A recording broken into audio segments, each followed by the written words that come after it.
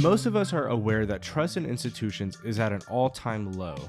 Today, social media is functioning as sort of a pseudo or counterfeit institution that, as pastor and writer Brad Edwards puts it, promises all the affirmation that comes from being part of an institution, but without the prerequisite openness to formation that infuses deep community with meaning. Here's what that means. Social media gives the illusion of the benefits of institutions without any of the formative demands that institutions require of individuals. What that does is it shapes people to be intuitionally minded instead of institutionally minded, which is one of the primary issues upstream of our individualistic, atomized, and lonely culture. Our relationships are no longer mediated by institutions, but by screens, and more specifically, by algorithms that cater to our basest intuitions. So on the surface, it would seem that something like digital ministry would only exacerbate this problem. It would just make it worse. And to a degree, it can. I had a pastor friend recently tell me a story of talking with a faithful former congregant who said that they now attend church online.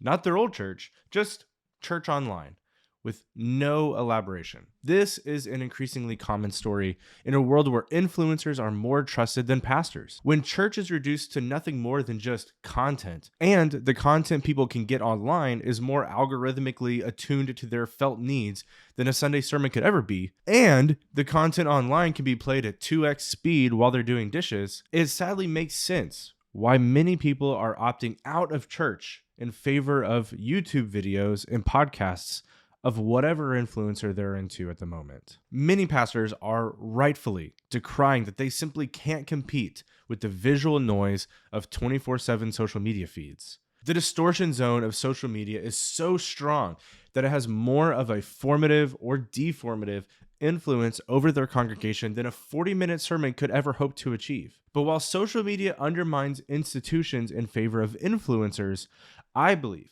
that there is still an opportunity for churches and content creators to work together to strengthen churches rather than undermine them. If that were to happen, what would that relationship look like? I think there are a few different components that are all important in their own ways. So let's start with the first one. The first one is support.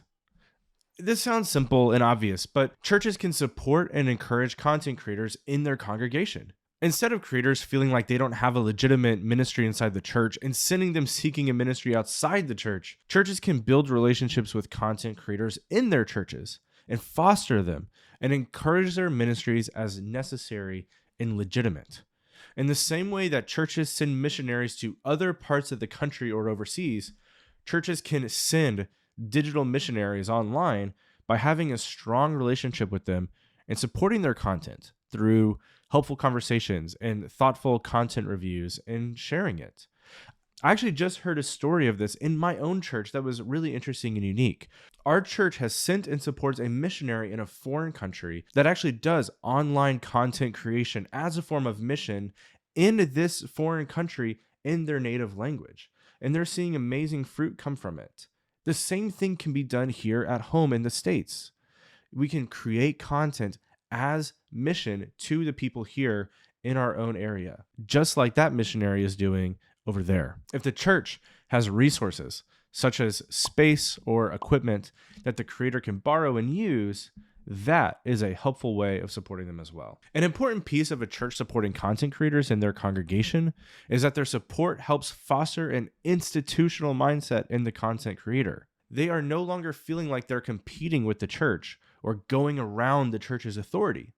Instead, they feel like they are a part of the church. They feel seen and sent to do ministry online, and they know their pastors value their efforts.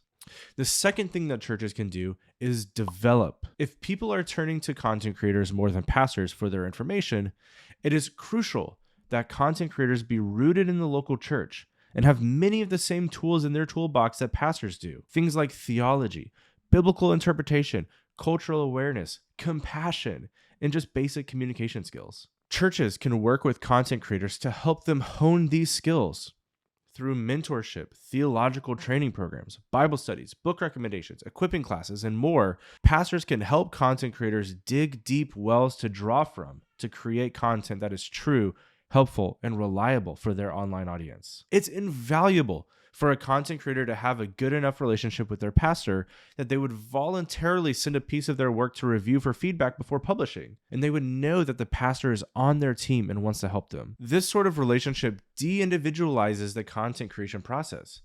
It's no longer a singular creator making a piece of content for their audience. Instead, it's in the context of a larger institution where multiple people in good relationships are developing the ideas being published. The third thing that churches can do is embed. Content creators spend their days, making content. In our information age, it's easy to think that the end goal of content is the transfer of ideas. But the end goal of the Christian life isn't ideas, it's transformation. And information only serves its purpose insofar as it aids in someone's transformation into Christ likeness. When content creators are throwing content online, they're usually making it for people they have never met before, and they will probably never meet. They won't be able to see the real-life impact of their content. One thing churches can do is work with content creators to embed them in the church by bringing their ministry inside the church.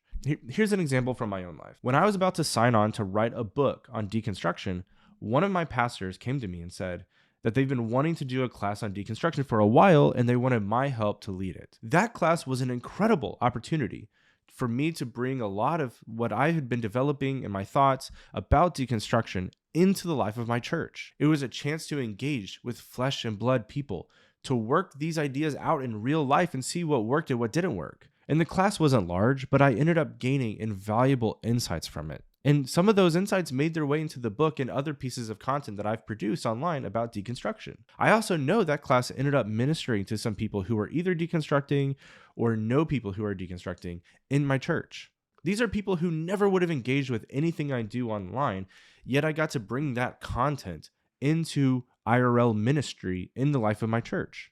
And I will forever be grateful for that opportunity. The best way for content creators to guard against rage baiting and brand building is to blur the lines between online ministry and IRL ministry. The magic happens when online ministry grows out of our real life ministry, and the content can also serve real relationships in the local church. So here's the point. When content creators are grounded in and sent by their local church, it tethers the online world to the physical world. There may not be this immediate payoff in terms of, say, people who follow the creator coming to their specific church. Maybe not. But it will affect the tune and the tone of the creator's content in such a way that reflects well on the local church as an institution and helps open people's imaginations to seeing themselves there again. The goal would be for the creator's content to help people want to find a local church to belong to and see themselves as being able to do that. Not only that, but it helps create health and longevity for the content creator because their whole life isn't wrapped up in platform building.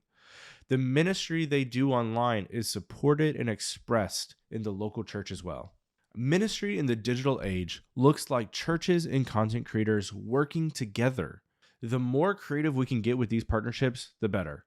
We can't afford to see these spheres of ministry as unrelated anymore. The church doesn't have to go digital to minister to people online.